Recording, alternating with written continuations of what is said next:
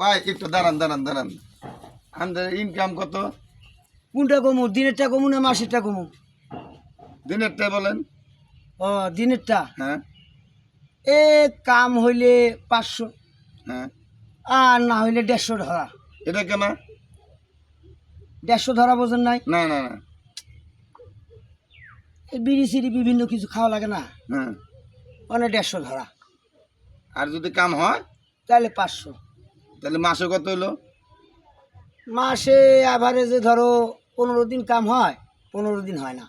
15 দিন 150 করে ধরা হইলে অনেক 30 ডেড়ে 4500, আর 15 হাজার 7,500, 7,500 থেকে 4500 বাদ দেন, কত হয়?